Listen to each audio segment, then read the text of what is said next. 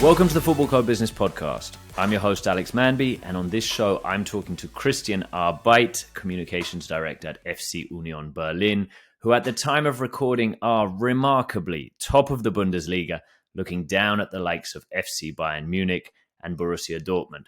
But despite their current position in the table, Union is a club which defies and even rejects what many see as inevitable prerequisites for 21st century football success. For example, they have budgets and a fan base far smaller than not only the likes of FC Bayern and Dortmund, but also their cross-city rivals Hertha. But through a combination of factors, including recent on-field success, Union are undeniably cool and are attracting both global media attention and new supporters who are enticed by a club quickly becoming the hipster football fans' new team of choice. So how does this success and popularity balance with the club's brand? How does a club described by some as poor but sexy avoid the seemingly inevitable but possibly undesired gentrification of modern football? Let's find out. Christian, welcome to the show. Thank you very much. Hello. So Christian, as I mentioned in the intro, Berlin as a city and Union as a club have been described as poor but sexy. Do you think that's a fair comment?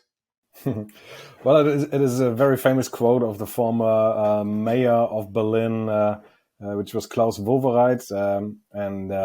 He pointed out that, Berlin is not famous for, huge incomes, for big industries or anything like that, but still is a very interesting, very lively city, attracts many young people from all over the world. And for Berlin, that was an interesting quote. It soon went pretty famous. We as Berliners didn't think about that too much because it's our city anyway, and that's the thing. What I would consider similar to the club. It's like we're not thinking the whole day about how special we are because for us it is our club, And what seems to make us special is that we most of the time think about how do we ourselves like football? How do we want to live football? How does it feel good for us to see it in the stadium? How should it look like? How should it feel? And that's the way we do it then, because of course it first of all it has to be fun for us, and then we look around and everyone's like, oh, they're so special. For us, it's first of all the normal way to think about our club and our football. How would you define what that special thing is? What would you describe as the Union brand? Whether you're thinking about it from your own point of view as you're talking there, or now perhaps increasingly how others see you. Well, first of all, for ourselves, it starts with what I just tried to explain is like, for us, the most important person surrounding the club is the one who comes to the stadium and wants to, see and enjoy the club on a match day. What we try is to let the game still have a certain dignity, to not just use it for lots of commercials or anything around it, but let the football be the core point on a match day. And that means give people space to express themselves. Let them sing on their own. We are the only club in the two top leagues in Germany who don't have a so-called goal music. We don't animate the people how to celebrate. They don't need a rhythm or a melody. They can do it on their own because it's the most exciting moment in a football match when your team scores a goal. And we don't interrupt the game with commercials or presentations. No corners, no whatever other results or injury breaks are presented by whatever sponsor, which is pretty usual in German football. I don't know how it is in England, but in Germany it's very usual to do so, and that at the same time means we reject the money we could earn for it, of course. So that's something everyone can see, and there are people who say, I don't mind if there's anything like that, but we, as the people who go to Union, we don't want that to spoil the football. And how we are seen from the outside, it's like we, of course, recognize that at the moment in a very special way, because being the top of the table in one of the biggest football leagues in the world, that brings a lot of attention from other countries, as we are talking right now, for instance. And it looks like there are many special things. Like, it starts with our stadium, which is pretty small, far too small actually for the amount of tickets needed. It's got a capacity of 22,000 people.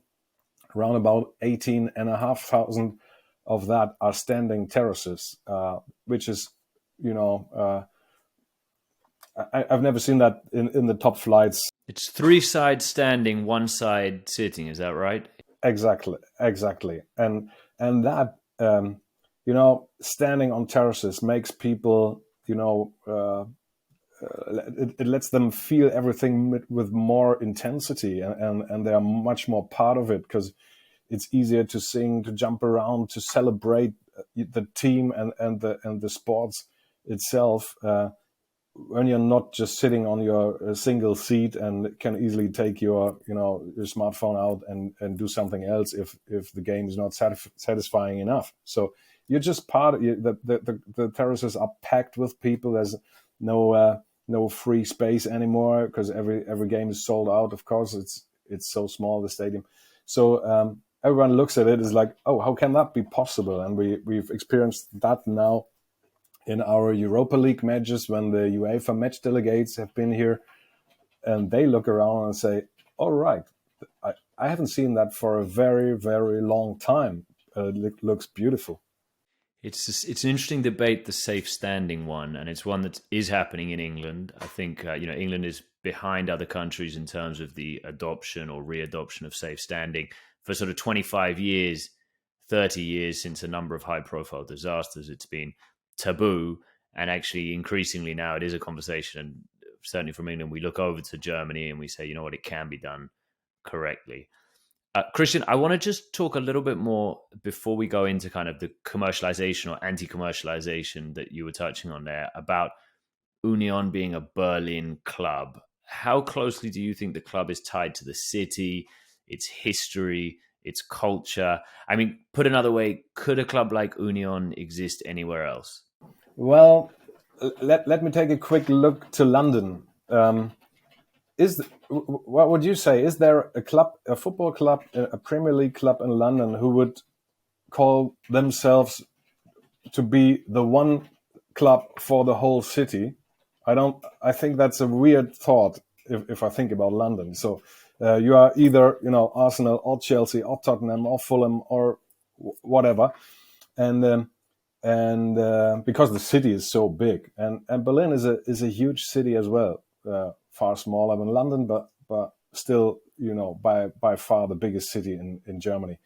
And it was divided like from 61 to 89, and it's got a very long history. And Berliners themselves, they consider the city as a more or less a collection of many small communities. And as a Berliner, you don't move through the whole city. There's no reason for that, because you got everything in your own little district or in your own little community. So considering all that and having all that in mind, there's nothing, as I'm a natural born Berliner, there's nothing in this city, I would say, that stands alone for the whole city. 'Cause we got everything at least double. There are 2 TV towers, 2 zoos, 3 opera houses, and all that stuff. So, and we got 2 pretty big football clubs. That's Hertha BSC and that's Union Berlin. And for us, it's like, of course, we are a Berlin-based club. We are from this city. We are from the southeast, from the district of Köpenick, and everyone is invited. But what we not do is running around through the whole city and telling everyone, listen, we are the smartest and coolest and hippest whatever attraction of this city, so come to us. But we do what we do, and if you like it, you're very welcome. The club's popularity has grown massively in recent years. I'm sure some of that's linked to on-field success.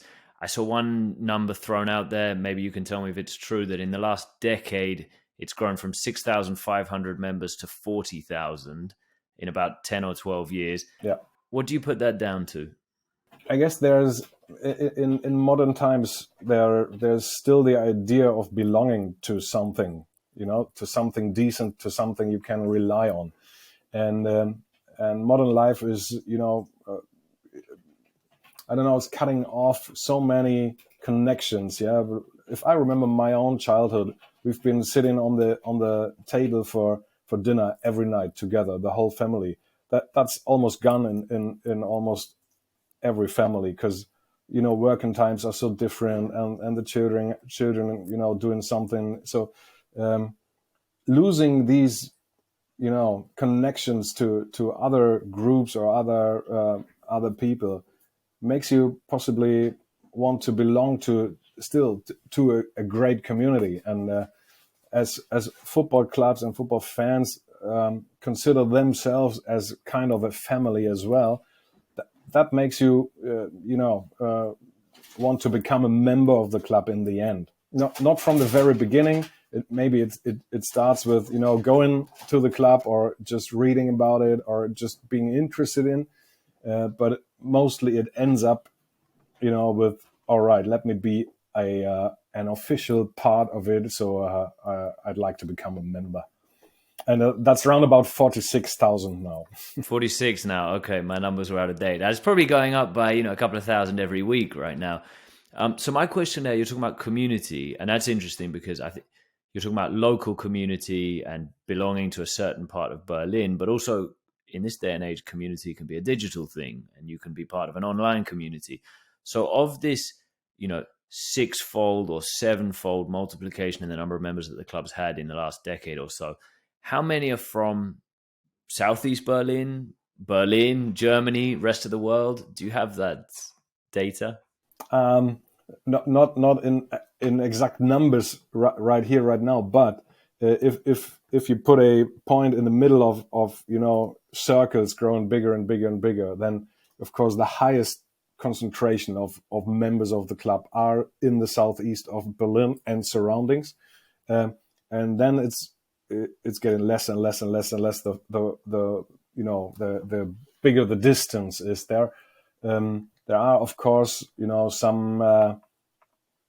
some things that make people, easier become a member. Like in the former East Germany, we got more than in the former West Germany. So that's because the people, have a kind of a connection or historical connection to the club. They know it already for a pretty long time, and that's just almost it, and then it takes the digital media you mentioned already to let the people know in the world that you exist. It's not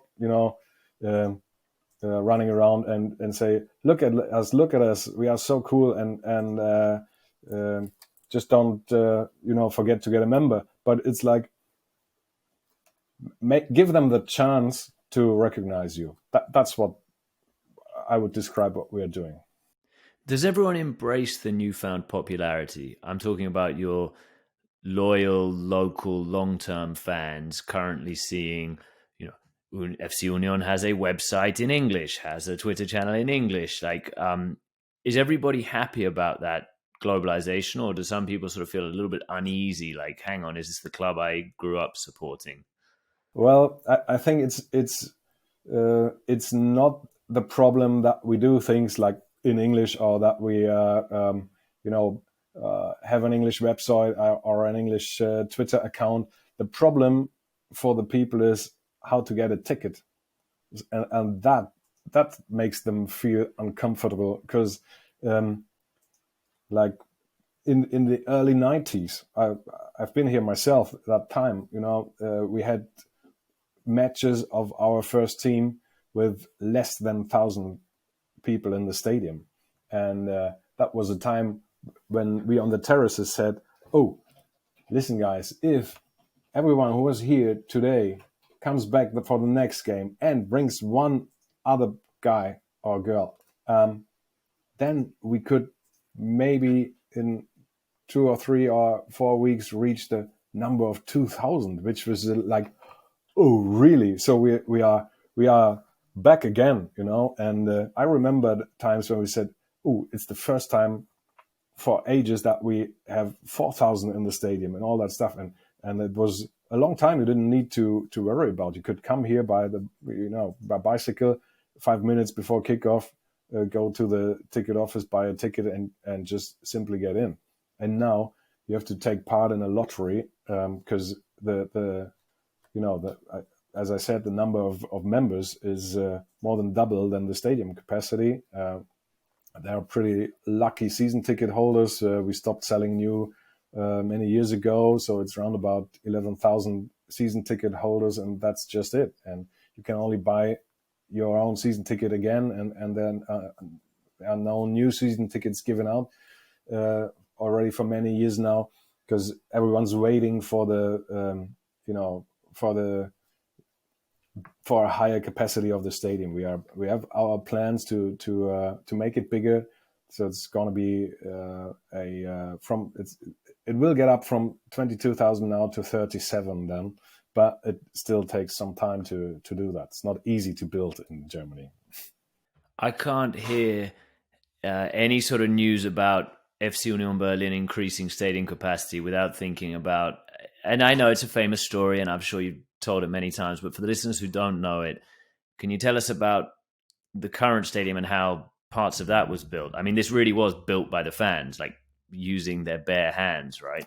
Absolutely. Actually, that was what you mean is the famous last modernization of the stadium in the years 2008, 2009. It was around about 13 months.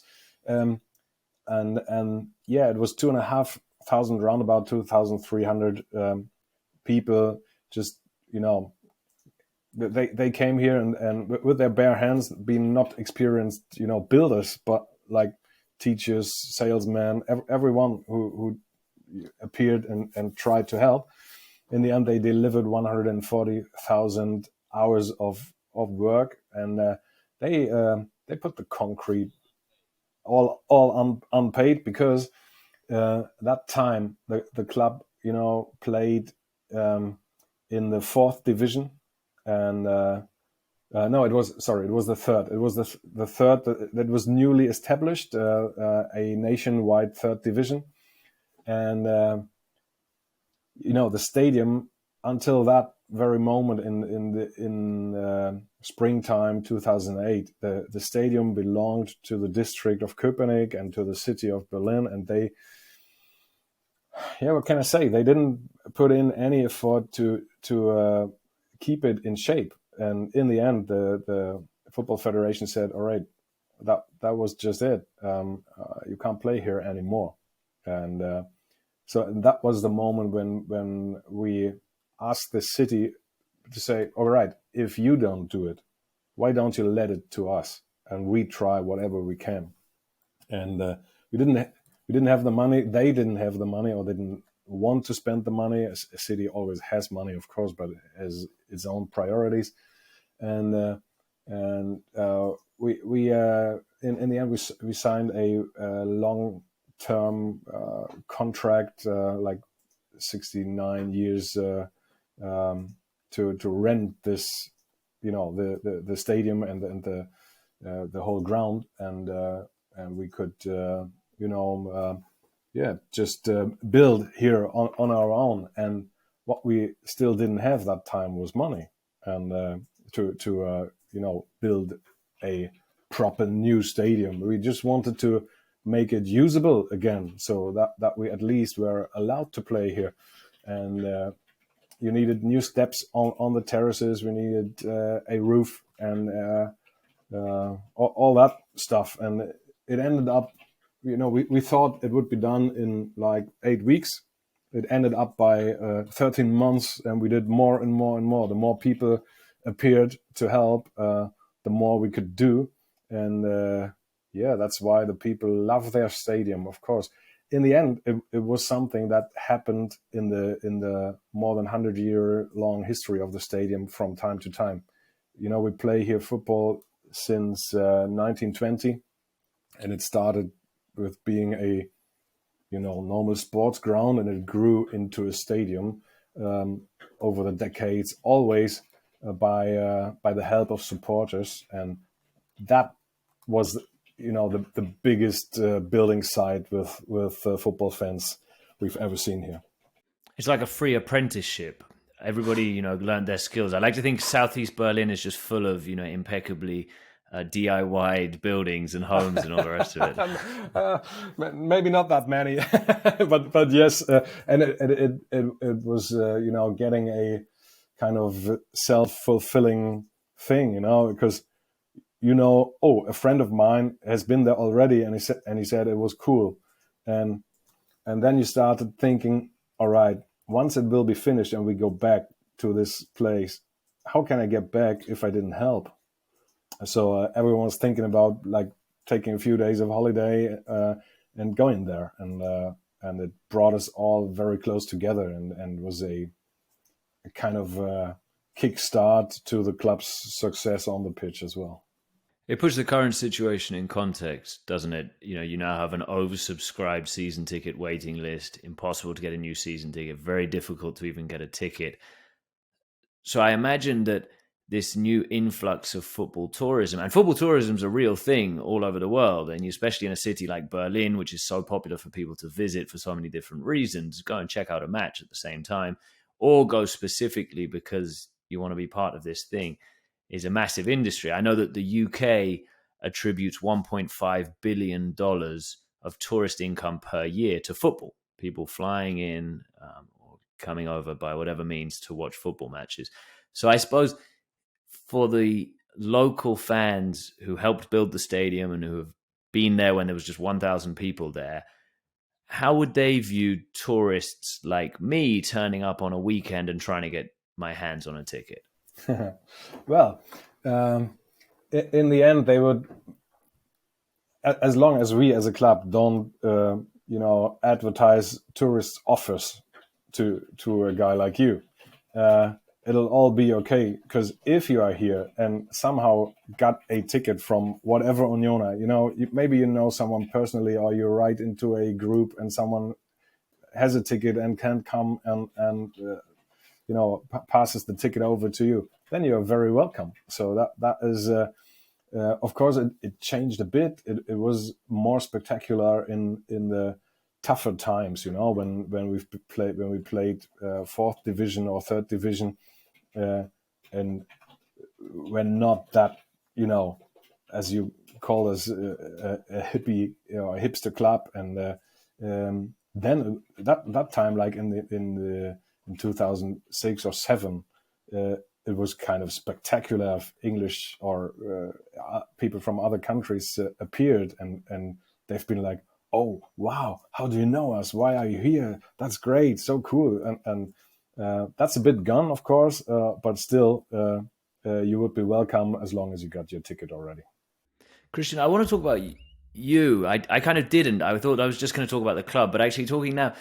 You exemplify all of this, right? Your story, I introduced you as communications director of FC Union Berlin, but your history goes back a long time. And I bet when you first started out as stadium announcer, which you still do now, if I've got that right. Yes. I bet you never thought you'd be communications director. And I'm sure you're the only communications director in Europe's, top 5 leagues who is also, who does communications director and stadium announcer. So does that feel right? Do you feel like you exemplify this journey that FC Union have been on?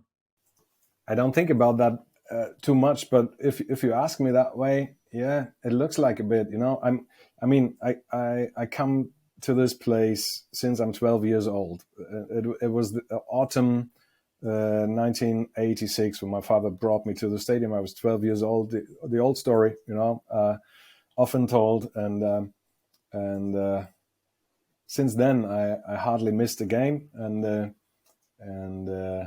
at a certain point, that was actually in autumn 2005. I've been asked by the club if I could imagine to be the stadium announcer, and that was a weird thing because I thought, oh, I mean, there is one, and why do you want to change? And they explained that to me and all that, and I started, and that was really fun, and a few years later, in January 2009, I started as the spokesman for the club, and we've been on our way to a possible promotion to the second Bundesliga. In the end, we managed to get promoted, and then stayed in that second Bundesliga for 10 years. We always thought there might be the moment when there's a step back and then we come back again, but there was never a step back. And in the end, so at a certain point, we said, why not thinking about how to reach the Bundesliga, and when that happened, it was such a special moment. It was the whole district of Copenhagen was red because of the people wearing red clothes, whatever, football shirts, normal T-shirts, all that. It was all red, and everyone was in Germany, I think, was like, "Ah, that's cool. Finally, they made it. Now they will travel around one nice little year, singing their beautiful songs, celebrating football, doing what they do, and then they will be back in the second Bundesliga." But that didn't happen as well so far. In the end, it is our fourth season now, and twice in a row we qualified for a European competition. So knock on wood, it's a nice way, really. It's there's a book, obviously, with so much foreign interest and such an incredible story. There's a book by Kit Holden, Scheisse, We're Going Up, which sort of describes this moment that maybe the fans or the club sort of thought, wow, this is actually happening, we're in the big time. But as you say, it hasn't been this sort of catastrophe, or it feels like the club hasn't had to sell out on its values or change the way that it acts, which is amazing. But how far can it go? I mean, given how important staying true to the club's roots is, how much further do you think Union can go in terms of sporting success? I mean, 4 years in the Bundesliga, Conference League this year, Europa League, top of the Bundesliga as we speak. Do you talk about that at the club, or are you just enjoying the ride? At the moment, I to be honest, there's almost no time to talk or think too much, because there's 3 games a week until mid of November, but then there's the long break, and I guess we will take a rest and think and talk a lot. In the end, there's no fear. What we see is that if you go your own way, you still can be successful, even if it in the first moment it doesn't look like that, because it's all, of course, seeing a long term, it's all about budgets. But even on that side, there is a development. It's, of course, we still don't have a Europa League club budget compared to the rest of the Bundesliga, but we are pushing our own borders, and it's like we are ambitious, but still we are realistic, and so it's kind of, we are thinking the whole day about what is there to improve. That's what the coach is doing with the team. He was asked after the 2-0 win against Dortmund on Sunday, is Union at the moment the best team in the Bundesliga?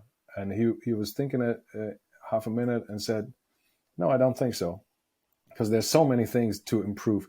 And same thing is for the club as an organization with so many things to do and to organize. And what we try is to develop the club, but in its own speed and on its own way. And if it brings success as it does, then we enjoy the ride, like you said. I think for a lot of clubs at the top of European football, the last few decades have been about international expansion. And of course, stay true to your local fan base, but also embrace with open arms foreign interest, support, and of course money, whether that's pre-season tours or shirt sales or memberships or whatever it might be. At Union, is that something that you embrace, or do you worry about that diluting the essence of what the club is?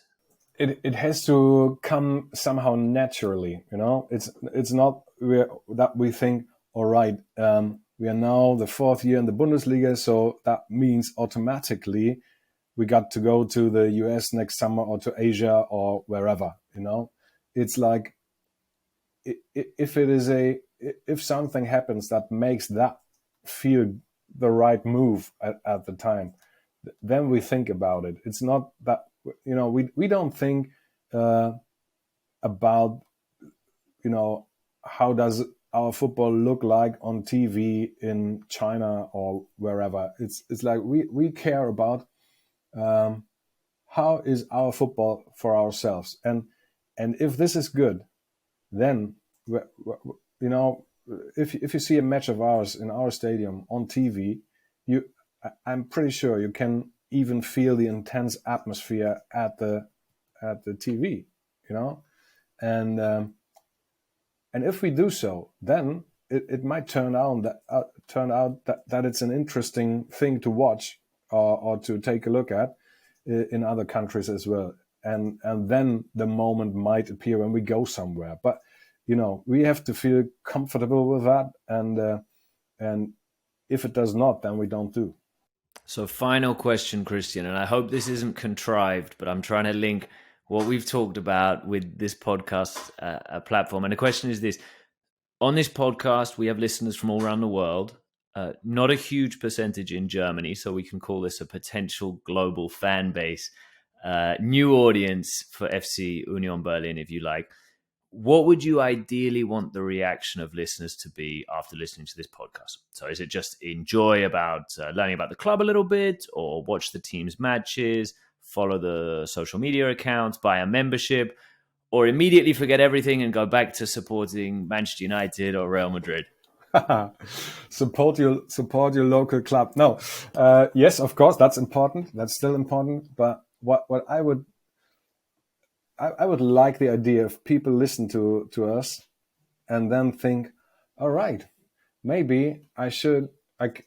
It's nothing wrong with to focus on your own surrounding. So to focus on the place where you are at home, where you belong to, and to be good there, And if you're good there, then other people might be attracted by that. So take care for your environment, for your neighborhood, for your social surrounding, and that still, can make you feel good, make you feel strong as well, and bring success. Christian, thank you very much for your time. Thank you very much for having me. Welcome. And thank you, listener, for tuning in. I hope you enjoyed the show. If you liked this, check out the show archives for more of the same. All the best.